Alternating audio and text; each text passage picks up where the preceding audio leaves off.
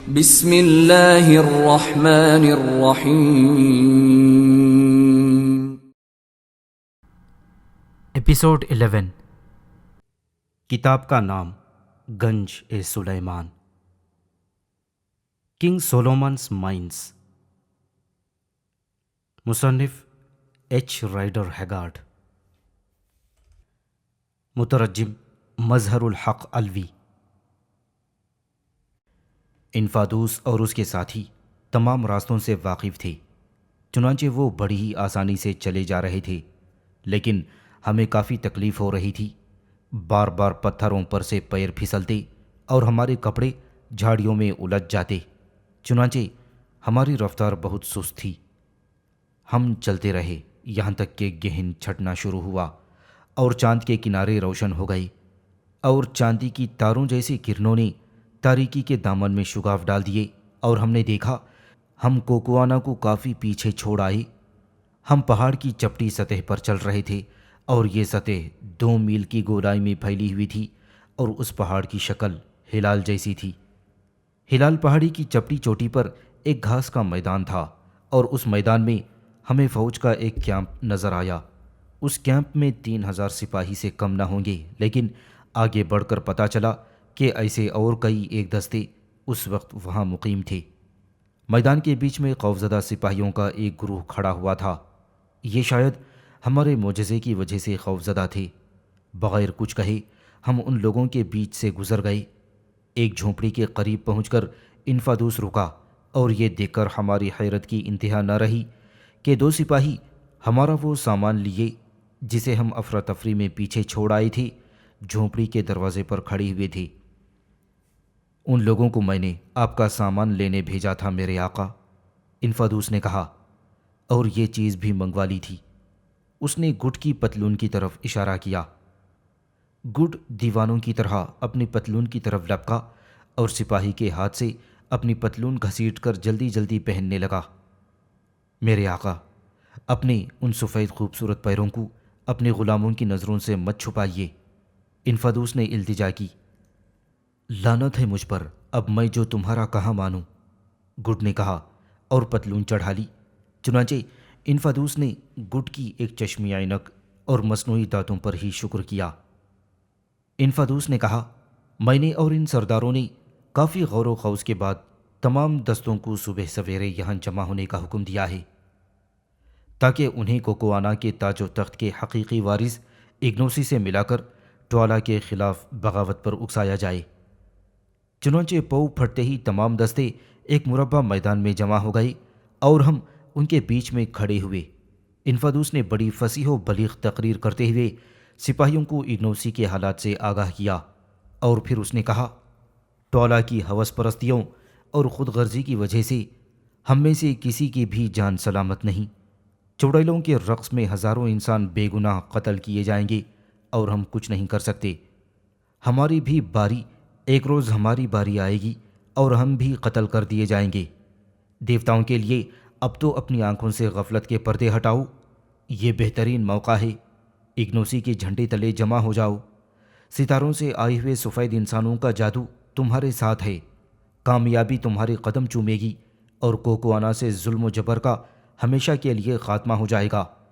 آندھی کی طرح اٹھو اور طوفان کی طرح پورے کوکوانا پر چھا جاؤ۔ انفادوس کے بعد اگنوسی نے طویل تقریر کی اور آخر میں کہا، عزیز دوستوں، تم نے میری اور انفادوس کی باتیں سنی۔ اب میں تمہیں اس بات کا اختیار دیتا ہوں کہ مجھے یا ٹوالا کو چن لو۔ اگر ٹوالا کو تم نے چن لیا تو زندگی بھر ظلم کی چکی میں پستے رہو گے، اور اگر میرا ساتھ دیا تو تم آزاد ہو جاؤ گے۔ کسی کی مجال نہیں ہوگی کہ تمہاری بیویوں اور املاک کی طرف آنکھ اٹھا کر دیکھ سکے۔ کوکوانا کے تاج و تخت کا اصلی وارث میں ہوں، اور اسی لیے ستاروں سے آئے ہوئے سفید انسان میرا ساتھ دے رہے ہیں۔ اگر میں جھوٹا ہوتا تو یہ لوگ کبھی میرا ساتھ نہ دیتے اور کبھی چاند سے روشنی نہ چھینتے۔ تم نے میرے دوستوں دیکھ لیا کہ ان سفید انسانوں میں کتنی طاقت ہے۔ ہاں دیکھ لیا، سپاہیوں نے کہا۔ میں بادشاہ ہوں، دیوتاؤں کی قسم میں بادشاہ ہوں، اور اگر تم میں سے کسی کو شک ہو تو وہ میرے مقابل آ جائے۔ اگر میں مارا گیا تو پھر تمہارا معاملہ ختم ہو جائے گا، اور اگر میرا مقابل مارا گیا تو اس کا سرخ سرخ خون میری سچائی کی گواہی دے گا۔ کسی کو بھی اگنوسی کے مقابلے میں آنے کی ہمت نہ ہوئی۔ ہم سب آپ کے ساتھ ہیں، چاروں طرف سے آواز آئی۔ بہت اچھا، اور اب تم دیکھو گی کہ ٹولا کے سفیر ملک کے طول و عرض میں دوڑا جائیں گے، اور وہ بزدل لشکر لے کر تمہیں، مجھے اور ان سفید انسانوں کو کچل ڈالنے کے لیے بڑھے گا، لیکن وہ اپنے ارادوں میں ناکام رہے گا۔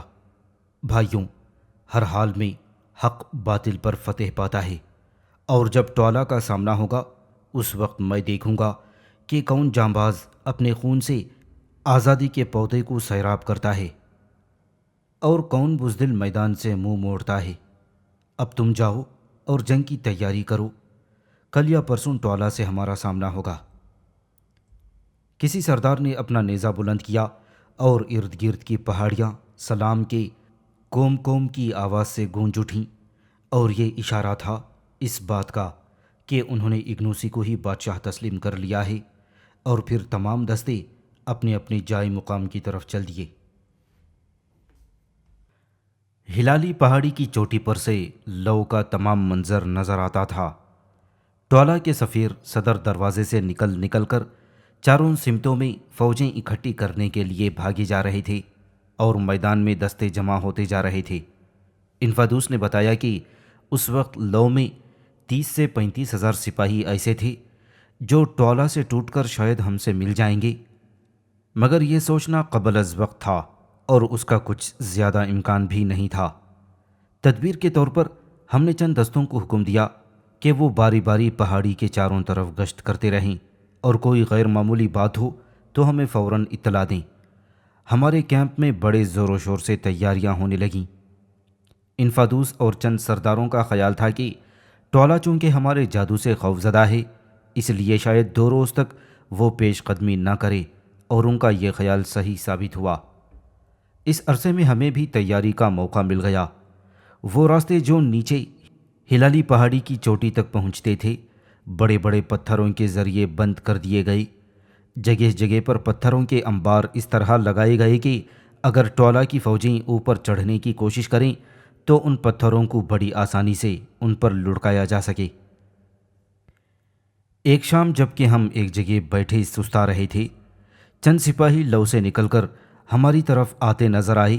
ان میں سب سے آگے جو سپاہی تھا وہ اپنے ہاتھ میں ایک ہری ٹہنی اٹھائے ہوئے تھا، اور یہ نشانی تھی اس بات کی کہ وہ ٹولا کے سفیر تھے۔ آگے آتا ہوا شخص جس کے ہاتھ میں ٹہنی تھی آگے بڑھ کر پہاڑ کے دامن میں کھڑا ہو گیا۔ فوراً اگنوسی اور انفادوس اس کے استقبال کو پہنچے اور اسے اوپر لے آئے۔ ہمارا بادشاہ ان لوگوں کو سلام کہتا ہے جو اس کے خلاف ناپاک ارادے سے جنگ میں شریک ہو رہے ہیں، سفیر نے کہا۔ شیر ان لومڑیوں کو سلام کہتا ہے جو حماقت کرتے ہوئے اس سے پنجہ لڑانا چاہتے ہیں۔ کہو تم کیا پیغام لائے ہو؟ میں نے پوچھا۔ بادشاہ کا یہ پیغام ہے کہ وہ تمہیں خبردار کرتے ہیں کہ اگر تم نے کوتاہ اندیشی سے کام لیتے ہوئے ٹولا کا مقابلہ کیا تو پھر تمہارا انجام برا ہوگا۔ زمین تمہارے لیے تنگ ہو جائے گی اور آسمان دور ہوگا، لیکن ہمارا بادشاہ خون خرابہ پسند نہیں کرتا۔ اس کی طبیعت بڑی صلح کن واقع ہوئی ہے، اور وہ چاہتا ہے کہ صلح ہو جائے۔ کن شرائط پر؟ میں نے پوچھا۔ ٹولا کی شرائط بڑی رحیمانہ ہیں۔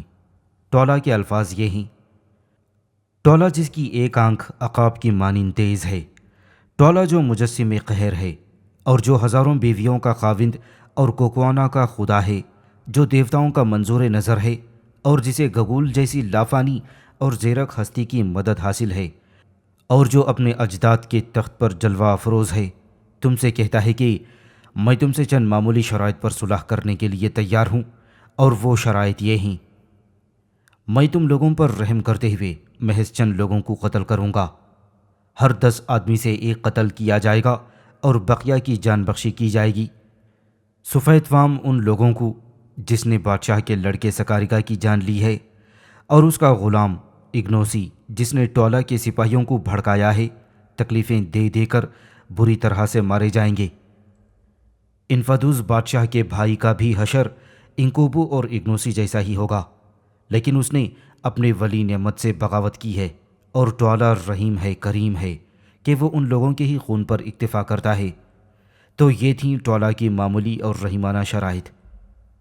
میں نے اپنے ساتھیوں سے مشورہ کرنے کے بعد بلند آواز میں کہا تاکہ سپاہی بھی سن لیں، تم واپس جا کر ٹوالا سے کہہ دو کہ ہم اس وقت تک جنگ کرتے رہیں گے جب تک کہ ٹوالا زندہ ہے، اور جب تک اگنوسی اپنے باپ کے تخت پر نہیں بیٹھتا۔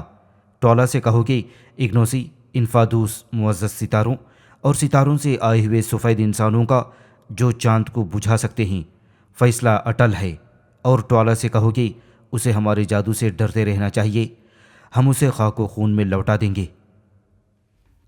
اور پھر سفیر قہقہا بلند کرتا ہوا واپس چلا گیا۔ وہ رات بڑی بے چینی سے بسر ہوئی۔ ہم از حد تھکے ہوئے تھے، لیکن نیند کا کوسوں پتہ نہیں تھا۔ آدھی رات تک تمام انتظامات مکمل کر لیے گئے، اور پھر ہم پہاڑ سے نیچے آ کر گھومنے لگے۔ چاروں طرف گہرا سکوت طاری ہو گیا، اور یوں معلوم ہوتا تھا کہ یہ ہماری آخری رات ہے۔ ایک نامعلوم خوف فضا میں منڈلا رہا تھا، اور دم یوں معلوم ہوتا تھا کہ کسی اندھے کنویں کی گہرائیوں میں ڈوبتا چلا جا رہا ہے۔ ہم آگے بڑھے، اور ارد گرد کی چٹانوں کے پیچھے سے ایک لخت بہت سے نیزے بلند ہوئے۔ یہ ہمارا گشتی دستہ تھا، اور ہمیں اطمینان ہو گیا کہ ہر شخص اپنا فرض بخوبی انجام دے رہا ہے۔ لوٹتے وقت ہم سوتے ہوئے سپاہیوں کے بیچ میں سے گزرے۔ ان سپاہیوں میں سے کل کتنے ہوں گے جو موت کی نیند سو رہے ہوں گے؟ ہنری نے گہری نیند سوتے ہوئے سپاہیوں کی طرف اشارہ کیا۔ میں نے نیند میں مدہوش سپاہیوں کی طرف اشارہ کرتے ہوئے دیکھا، اور ان پر مجھے موت سایہ فگن نظر آئی۔ میرے حلق میں کوئی چیز اٹک سی گئی، اور مجھے یوں معلوم ہوا کہ یہ سپاہی خون میں لتھڑے ہوئے موت کی نیند سو رہے ہیں، اور ان میں بھی بے جان پڑا ہوا ہوں۔ ٹھنڈک کی ایک لہر سی میری ریڑھ کی ہڈی میں رینگ گئی۔ کل تک ہزاروں بچے یتیم اور ہزاروں عورتیں بیوہ ہو کر مادر وطن پر جان دینے والے بہادروں کو اپنی نورانی رنگوں سے غسل دے رہا ہوگا۔ ایسے ہی الٹے سیدھے خیالات نے میرے دماغ میں ہلچل مچا دی۔ ہنری، اس وقت میں بہت خوفزدہ ہوں، میں نے کہا۔ ہنری نے اپنی بھوسلی داڑھی پر ہاتھ پھیرتے ہوئے ہنس کر جواب دیا، تم پہلے ہی کہہ چکے کہ تم بزدل ہو۔ ہنری، کیا پتہ کل ہم میں سے کون کون اور عزیزوں سے دور بیکسی کی موت مارا جائے۔ ٹولا پوری قوت سے حملہ کرے گا، اور شاید فتح اس کی ہو۔ کوٹرمین، مایوسی کفر ہے۔ اس میں شک نہیں کہ کل گھمسان کا رن پڑے گا، اور ہم بلا وجہ اس کی لپیٹ میں آ گئے ہیں، لیکن اب جب کہ اوکھلے میں سر دے ہی چکے ہیں تو پھر دھماکوں سے ڈرنا کیسا؟ میں بنسبت بستر پر مرنے کے جنگ میں لڑتے ہوئے بہادری سے مرنا پسند کرتا ہوں، اور اب جب کہ مجھے اپنے بھائی کے ملنے کی امید بھی نہیں، موت میرے لیے بہت آسان ہو گئی ہے۔ ہمت رکھو میرے بھائی، قدرت بہادروں کا ساتھ دیتی ہے، اور یقیناً ہمارا ساتھ دے کر رہے گی۔ یہ جنگ بہت ہی خوفناک ہوگی، اور بہر صورت ہمیں اس سے گزرنا ہے۔ ہنری کی آنکھیں چمکنے لگیں، اور میں یہ سوچنے پر مجبور ہو گیا کہ ہنری جنگ کو بہت پسند کرتا ہے۔ ہم نے کچھ دیر آرام کیا۔ پاؤں پھٹتے ہی انفادوس نے ہمیں آ کر جھنجھوڑا، اٹھو میرے آقا، لو میں ہلچل مچی ہوئی ہے، اور ٹولا کی فوجیں ہماری طرف بڑھ رہی ہیں۔ ہم نے جلدی جلدی اٹھ کر مسلح ہونا شروع کیا۔ ہنری کوکوانا کے سپاہیوں کی طرح مسلح ہوا۔ اس نے اپنے جسم پر سیاہ کھال لپیٹی، یہ افسر ہونے کی دلیل تھی۔ سر پر شتر مرغ کے پر لگائے، کمر کے گرد بیل کی دم لپیٹی، ایک ہاتھ میں جنگی کلہاڑا لیا اور دوسرے میں ڈھال اٹھائی۔ کمرے کے گرد پستول کے ساتھ ساتھ کوکوانا کے چاقو ٹولاز بھی پیٹی میں اڑس لیے تھے۔ اگنوسی بھی مسلح ہو کر آ گیا، اور جب وہ اور ہنری ایک ساتھ کھڑے ہوئے تو دونوں کے دونوں کوکوانا کے سپاہیوں کا اعلیٰ نمونہ تھے۔ اب رہے میں اور گڈ نے پتلون پہنی، ایک ہاتھ میں کلہاڑا اور دوسرے میں نیزہ اٹھایا، اور ٹولا کی عنایت کردہ زرہ جسم پر چڑھا لیا، اور اس میں وہ عجیب معلوم ہو رہا تھا۔ پستہ قد اور ضرورت سے زیادہ وزنی کلہاڑا وہ اٹھانے کی کوشش کر رہا تھا۔ کوئی اور وقت ہوتا تو میں ہنستے ہنستے لوٹ ہو گیا ہوتا۔ میرے لیے زرہ بہت ڈھیلی تھی، چنانچہ کئی کپڑوں کے اوپر میں نے اسے لپیٹا۔ ہیٹ میں نیک شگون کے لیے شتر مرغ کا ایک پر لگایا، ہاتھ میں نیزہ اور ٹولاس لیے جن کا استعمال میں نہیں جانتا تھا۔ ہماری بندوقیں چند سپاہی اٹھائے ہوئے تھے جنہیں ہمارے ساتھ رہنے کی ہدایت کی گئی تھی۔ اس طرح سے مسلح ہو کر ہم نے کچھ کھانا زہر مار کیا۔ میری بھوک تو غائب تھی، لقمہ منہ میں پاؤڈر ہو کر رہ جاتا، لیکن قوت برقرار رکھنے کے لیے کھانا ضروری تھا۔ کھا چکنے کے بعد ہم فوج کے معائنے کو چل پڑے۔ ایک طرف قلعوں کے برج جیسا گنبد تھا جہاں انفادوس اپنے دستے کے ساتھ مستعد کھڑا ہوا تھا۔ یہ دستہ کوکوانا کا خاص اور بہادر ترین دستہ تھا اور اسے گریز کہتے تھے۔ اس دستے کے سپاہی انگلستان کے نانٹوں اور لکھنؤ کے بانکوں کی طرح صرف مارنا اور مرنا جانتے تھے۔ گریز کے سپرد یہ خدمت تھی کہ وہ میدانی جنگ میں گشت کرتا رہے اور جس طرف بھی ٹولہ کے سپاہیوں کا پلہ بھاری ہو اور ہماری سپاہی ہمت ہار چکے ہوں اس طرف حملہ کر دے، یا پھر اس وقت پوری شدت سے زبردست حملہ کرے جبکہ ٹولہ کی فوج تھک جائے۔ لو کے صدر دروازے سے ٹولہ کی فوجیں چونٹیوں کی طرح ابل پڑیں۔ اس قدر لشکر دیکھ کر میرے تو اوسان خطا ہو گئے۔ ٹولہ کا لشکر 12,000 سے کسی طرح کم نہ تھا۔ ٹولہ کی فوجیں لو سے باہر آ کر 3 حصوں میں تقسیم ہو گئے، ایک حصہ بائیں طرف، دوسرا حصہ دائیں طرف اور تیسرا حصہ ہماری طرف بڑھنے لگے۔ یہ لوگ ہم پر 3 اطراف سے حملہ کرنا چاہتے ہیں، انفادوس نے کہا۔ یہ خبر واقعی حوصلہ شکن تھی۔ پہاڑ کی چوٹی 2-2.5 میل ہی چوڑی تھی، اور اگر یہاں 3 اطراف سے حملہ ہوا تو ہمارا بیچ میں گھر کر پس جانا یقینی تھا، اور یہ بھی پتہ نہیں تھا کہ ٹولہ کے دستے کس طرف سے حملہ کریں گے۔ بہرحال جیسے بھی ممکن ہو لشکر کی طرف آدمی دوڑا کر افسروں کو کہلا دیا کہ فوج کو 3 حصوں میں تقسیم کر دیا جائے، اور جس طرف سے بھی ٹولہ کی فوج آتی نظر آئے اس طرف ایک دستہ اس کے مقابلے کے لیے چل دے۔ آہستہ آہستہ بغیر کسی خوف اور جلد بازی کے تینوں دستے آگے بڑھتے گئے۔ دائیں اور بائیں طرف جاتے دستے پہاڑیوں کے پیچھے غائب ہو گئے۔ وہ دستہ جو ہماری طرف آ رہا تھا ہلالی پہاڑیوں کے دامن میں کھڑا ہو گیا۔ خدا کی قسم میں اس دستے کو 20 منٹ میں صاف کر سکتا ہوں، گڈ نے کہا۔ کوارٹر مین ابتدا تم کرو، ہنری نے کہا۔ ہمارے سامنے ٹولہ کی فوجوں کا جو دستہ کھڑا ہے اس کا افسر دیکھو، وہ لمبا تڑنگا شخص ہے، بس تم اسے نشانہ بناؤ، امید ہے کہ شگون نیک ہو۔ میں نے بندوق اٹھائی اور موقع کا منتظر رہا۔ افسر نے حکم دیا اور سپاہی تتر بتر ہو گئے۔ افسر اپنے ایک ساتھی کے ساتھ اکیلا کھڑا رہا۔ میں نے شست باندھ کر ٹریگر دبایا۔ پتہ نہیں ہوا کی وجہ سے یا گھبراہٹ کی وجہ سے نشانے میں گڑبڑ ہو گئی۔ بندوق کی آواز کے بعد جب میرے سامنے سے دھواں چھٹا تو میں نے دیکھا کہ افسر حیران و پریشان کھڑا ہوا تھا اور اس کا ساتھی زمین پر لوٹ رہا تھا۔ ایک دم سے وہ افسر پلٹا اور بے تحاشا اپنی فوجوں کی طرف بھاگا۔ جیو کوارٹر مین، تم نے افسر کو خوفزدہ کر دیا ہے، گڈ نے چلایا۔ مجھے اپنے نشانے کے خطا ہونے پر بڑا غصہ آیا۔ اب جانیے جب کوئی شخص کسی بات کا ماہر ہو اور عام مجمع میں ہی اس کی تمام استادی دھری رہ جائے تو مارے غصے اور رنج کے وہ دیوانہ ہو جائے گا یا نہیں۔ بس یہی حالت میری بھی ہوئی، اور یہ سوچے سمجھے بغیر کہ میں کیا کر رہا ہوں، بھاگتے ہوئے افسر کو نشانہ لے کر ٹریگر دبا دیا، اور پھر بھاگتے ہوئے افسر نے اپنے دونوں ہاتھ ہوا میں بلند کیے اور لڑکھڑا کر اوندھے منہ گر پڑا، اور میں خوشی سے چلا اٹھا۔ انسان کتنا خود غرض ہوتا ہے کہ اپنی بڑائی جتانے کے لیے لوگوں کی جانوں کی پرواہ نہیں کرتا۔ ہماری فوج افسر کی موت کو فتح کا پیش خیمہ سمجھ کر ناچنے لگی، اور مرحوم افسر کے دستے خوف سے کئی قدم پیچھے ہٹ گئے۔ اب گڈ اور ہنری نے اپنی اپنی بندوقیں اٹھا کر گولیاں چلانی شروع کیں۔ میں نے بھی ان کا ساتھ دیا، اور نتیجے میں دشمن کے کئی سپاہی میدان میں مردہ پڑے ہوئے تھے۔ دفتن پہلے بائیں طرف سے اور پھر دائیں طرف سے شور بلند ہوا۔ ٹولہ کی فوجوں نے ہمارے دائیں بائیں دستوں پر حملہ کر دیا تھا۔ شور و غل سن کر ہمارے سامنے پہاڑ کے دامن میں کھڑا ہوا دستہ بھی آہستہ آہستہ ہماری طرف بڑھنے لگا۔ وہ لوگ کوئی جنگلی گیت گاتے ہوئے آگے بڑھ رہے تھے، لیکن دفتن وقتاً فوقتاً بندوق کے دھماکوں کی وجہ سے ان کا گیت لڑکھڑا کر خاموش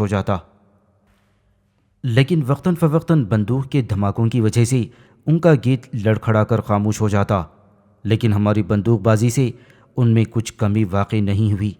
جتنے سپاہی مارے جاتے فوراً اس کی جگہ نئے سپاہی لے لیتے۔ اگنوسی دوڑتا ہوا ہمارے قریب کھڑا ہوا اور ٹولہ کی فوج نیزے ہلاتی اس جگہ تک آئی جہاں ہم نے راستہ بند کرنے کے لیے پتھر رکھے تھے۔ یہاں آ کر ان کی رفتار کچھ سست ہو گئی اور ہم نے ان کی کوئی خاص مزاحمت نہیں کی، وقتاً فوقتاً بندوق چلا دیتے اور بس۔ ہمارے لشکر کی پہلی صف جہاں ہم کھڑے ہوئے تھے اس سے نیچے چوٹی اور میدان کے بیچوں بیچ کھڑی ہوئی تھی، دوسری ان سے 50 گز اوپر، اور پھر تیسری چوٹی، اور پھر تیسری فوج ہمارے بالکل قریب مستعدی سے کھڑی ہوئی تھی۔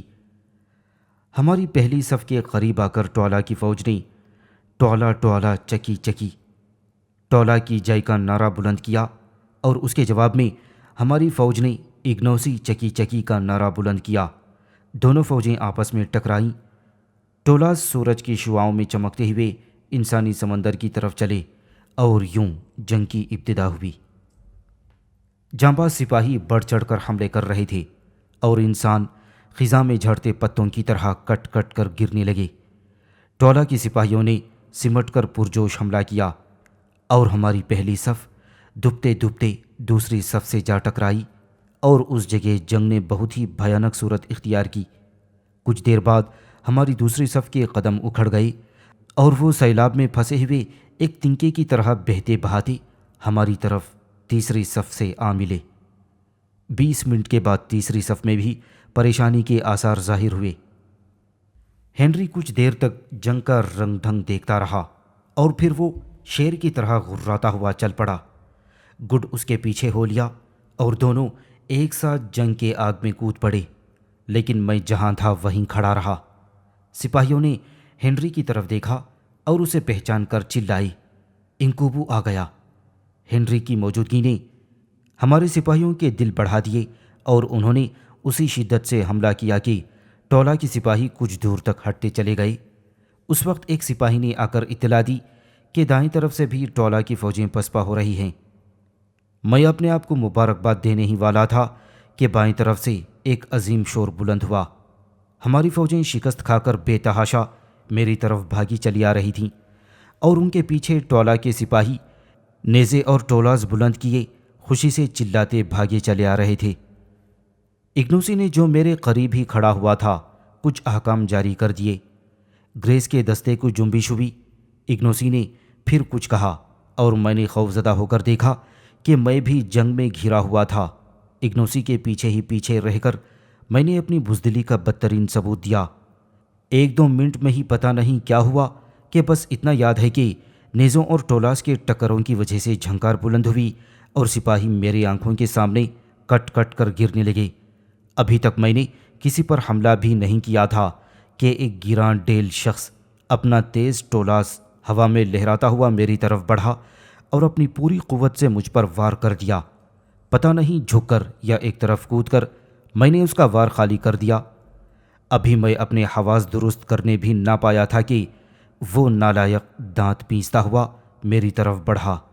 پہلا وار خالی جانے کی وجہ سے وہ دیوانہ ہو رہا تھا اور بھوکے کتے کی طرح غراتا ہوا بڑی تیزی سے میری طرف لپکا۔ میں نے پستول کی نالی اس کی طرف کی اور اندھا دھند گولیاں چلا دیں۔ میرا حریف میرے سامنے مردہ پڑا ہوا تھا۔ ابھی میں اپنی بہادری کی داد دینے ہی والا تھا کہ کوئی بھاری چیز میرے سر پر ماری گئی اور میں تیورا کر گر پڑا۔ پتہ نہیں پھر کیا ہوا۔ جب مجھے ہوش آیا تو میں نے اپنے آپ کو ایک پتھر پر پڑے ہوئے پایا۔ گڈ ایک ہاتھ میں پانی کا پیالہ لیے مجھ پر جھکا ہوا تھا۔ کیا حال ہے؟ گڈ نے پوچھا۔ شکریہ، مہربانی ہے آپ کی، میں نے اٹھنے کی کوشش کرتے ہوئے کہا۔ خدا کا شکر ہے کہ تم بچ گئے، ورنہ میں نے جب دیکھا کہ سپاہی تمہیں اٹھا لیے جا رہے ہیں تو میں نے تو امید چھوڑ دی تھی، اور میرے مرنے میں کسر بھی کیا رہ گئی تھی۔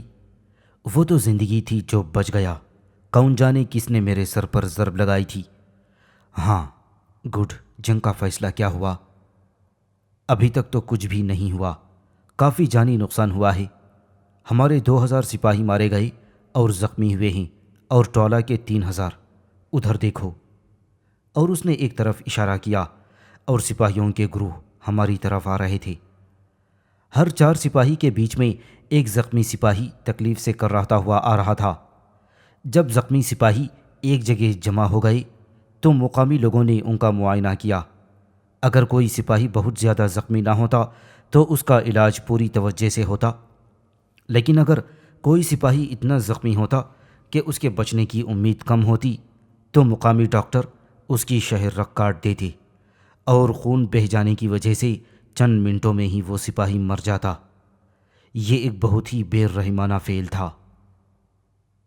لیکن کوکوانا کے نیزے کا زخم بہت گہرا ہوتا ہے، اس لیے بہت کم سپاہی اس بے دردانہ فعل سے بچ سکے۔ زندوں کو چشم زدن میں موت سے ہمکنار کر دینا ان کے نزدیک معمولی سی بات تھی، لیکن میں اپنے جسم میں جھرجھری سی محسوس کیے بغیر نہ رہ سکا۔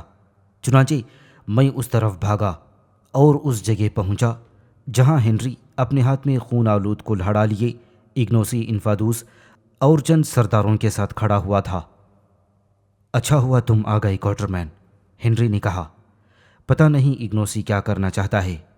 بظاہر میدان ہمارے ہاتھ رہا، لیکن ٹولہ اب اس فکر میں ہے کہ ہمیں بھوکا یا پیاسا مار دے۔ کیا مطلب؟ مطلب یہ ہے کہ بقول انفادوس اب ہمارے پاس پانی کا ذخیرہ ختم ہو چکا ہے۔ جی ہاں میرے آقا، انفادوس نے کہا۔ پانی کی مقدار دم بدم گھٹتی جا رہی ہے، اور رات سے پہلے ہمارا تمام لشکر پیاس سے مر رہا ہوگا۔ میکومیزن، آپ عقل مند اور ہوشیار آدمی ہیں، ستاروں میں سدھا ایسی جنگوں سے آپ کا واسطہ پڑا ہوگا۔ چنانچہ اب ہمیں مشورہ دو کہ ہمیں کیا کرنا چاہیے۔ ٹولہ نے بہت سے تازہ دم سپاہی جمع کر لیے ہیں، اس میں کوئی شک نہیں کہ ٹولہ ہم سے مروب ہو چکا ہے، لیکن وہ ایک ایسے عقاب کی مانند ہے جو کسی حالت میں بھی اپنے شکار کو ہاتھ سے جانے نہیں دیتا۔ ٹولہ ہمارے زخمیوں کے مرنے کا انتظار کرے گا اور پھر وہ گوریلا جنگ لڑے گا۔ بہت چالاک شخص ہے وہ۔ اچھا تو پھر؟ میں نے پوچھا۔ اب 3 صورت ہے میکومیزن، انفادوس نے کہا۔ ایک تو یہ کہ یہاں پڑے پڑے بیمار شیر کی طرح ہم بھوکے اور پیاس سے مرتے رہیں۔ دوسری صورت یہ ہے کہ ٹولہ کے لشکر پر ہم حملہ کر دیں اور لڑتے بھیڑتے اس کے بیچ میں سے گزر کر لو کی طرف چلے جائیں۔ تیسری صورت یہ ہے کہ تمام شمال کی طرف پسپا ہو جائیں۔ انکوبو نے آج غضب کی جنگ لڑی ہے، اس کا کلہاڑا انسان کو کاٹ کاٹ کر ڈھیر کر دیتا ہے، بالکل ایسے جیسے درانتی غلہ کاٹ کاٹ کر کھلیان بھر دیتی ہیں۔ ہاں تو میں کہہ رہا تھا کہ انکوبو کہتے ہیں کہ ٹولہ کے لشکر پر حملہ کر دیا جائے، لیکن ہم آپ سے مشورہ چاہتے ہیں کہ اب کیا کیا جائے۔ اگنوسی، تمہارا کیا خیال ہے؟ میں نے پوچھا۔ میکومیزن، میں تو آپ کی ہوشیاری کے سامنے طفل مکتب ہوں، میں تو بس آپ کے مشورے سے عمل کروں گا۔ گڈ اور ہنری سے مشورہ کرنے کے بعد میں نے کہا کہ ہمیں فوراً ٹولہ کے لشکر پر حملہ کر دینا چاہیے۔ دیر کرنے میں ایسا نہ ہو کہ بھوک پیاس اور ٹولہ کے لشکر کی افراد کی وجہ سے ہماری فوجیں بددل ہو کر ٹولہ سے جا ملے۔ معلوم ہوتا ہے کہ کوکوانا کے تمام لوگ میری ہوشیاری کے قائل تھے، چنانچہ سب کے سب نے میرا مشورہ پسند کیا، لیکن آخری فیصلہ اگنوسی کے ہاتھ میں تھا۔ کچھ دیر سوچنے کے بعد سردار اگنوسی نے کہا، انکوبو، میکومیزن اور باگون، میرے عزیز دوستوں نے فیصلہ کر لیا ہے کہ آج ہی ٹولہ کے لشکر پر حملہ کروں، اور یا تو اپنا جائز تخت حاصل کروں یا پھر اسی جد و جہد میں جان دے دوں۔ تم پہاڑ کے اس حصے کو دیکھ رہے ہو جو بیل کی زبان کی طرح آگے بڑھتا ہوا ہے؟ ہاں، ہم دیکھ رہے ہیں، میں نے کہا۔ اچھی بات ہے، اس وقت دوپہر ہو چکی ہے۔ کچھ دیر آرام کرنے کے بعد انفادوس، تم اپنی دستے کو لے کر اس زبان کی طرح بڑے ہوئے حصے کی طرف جانا۔ اس طرف کی گھاٹی بڑی تنگ ہے، گھاٹی میں پہنچ کر تم رک جانا۔ ٹولہ اپنا تمام لشکر لے کر تمہارے مقابلے کے لیے آئے گا، اور چونکہ گھاٹی تنگ ہے اس لیے ایک وقت میں ایک ہی لڑاکا تمہارے مقابلے میں ہوگا اور تم بڑی آسانی سے ان کا صفایا کر سکو گے۔ انکوبو تمہارے ساتھ جائے گا، میں تمہارے پیچھے میکومیزن کو لے کر آؤں گا، اور اگر قسمت سے تمہیں کامیابی نہ ہوئی تو میں تمہاری جگہ لے لوں گا۔ بہت اچھا، ایسا ہی ہوگا، انفادوس نے کہا، اور ہمارا لشکر اسی جگہ رہے گا، اور جب ٹولہ کی تمام تر توجہ تمہاری طرف ہوگی تو پھر انفادوس یہ تازہ دم لشکر لے کر 3 اطراف سے ٹولہ کی فوج پر حملہ کر دے گا، اور اگر قسمت نے یاوری کی تو میدان ہمارے ہاتھ میں رہے گا۔ ہاں، باگون اس آخری دستے کے ساتھ رہیں گے تاکہ ان کی جادوئی آنکھ ہمارے سپاہیوں کے دل بڑھاتی رہے۔ اچھا، اب کھانا وغیرہ کچھ کھا لو، کچھ دیر سستا لو۔ انفادوس، جلد از جلد اپنے دستے کو تیار کرنا۔ 1 گھنٹے میں ہمارے لشکر کو 3 حصوں میں تقسیم کرنے کے بعد افسروں کو ضروری ہدایات دے دی گئیں۔ ہمارے لشکر کی تعداد 1800 تھی، اور اس میں سے کچھ سپاہی زخمیوں کی دیکھ بھال کے لیے وہیں چھوڑ دیے گئے۔ کچھ دیر بعد گڈ اور ہنری مجھ سے ملنے آئے۔ اچھا دوستوں، خدا حافظ، گڈ نے کہا۔ میں اس دستے کے ساتھ جا رہا ہوں جو ٹولہ کے میمنہ پر حملہ کرنے والا ہے۔ شاید ہم پھر نہ مل سکیں، اس لیے الوداع۔ اور پھر ہم ایک دوسرے کے گلے لگ گئے اور ہماری آنکھیں ڈبڈبا گئیں۔ آج کی جنگ فیصلہ کن اور بڑی شدت کی ہوگی، ہنری نے کہا، اور مجھے یوں محسوس ہوتا ہے کہ کل کا سورج نہیں دیکھ سکوں گا۔ میں گریس کے دستے کے ساتھ جا رہا ہوں، اور جب تک ان کا ایک بھی سپاہی زندہ ہوگا تو وہ پیچھے ہٹیں گے نہیں۔ بہرحال میرے دل سے دعا نکل رہی ہے کہ خدا کوارٹرمین کو صحیح سلامت اس ہنگامے میں سے نکال لائے، اور خدا کرے کہ تم کوارٹرمین گنج سلیمان کو پالو۔ اچھا گڈ، خدا حافظ، اب جاؤ، خدا تمہیں کامیاب کرے۔ گڈ پرنم آنکھیں لیے ہم سے رخصت ہوا۔ کچھ دیر بعد انفادوس آیا، اور ہنری بھی مجھ سے رخصت ہو کر اس کے ساتھ چل پڑا، اور اس وقت میرا جی چاہا کہ میں چیخ چیخ کر روؤں۔ میں غم و اندھ سے نڈھال اگنوسی کے ساتھ اس کے دستے کی طرف چل پڑا۔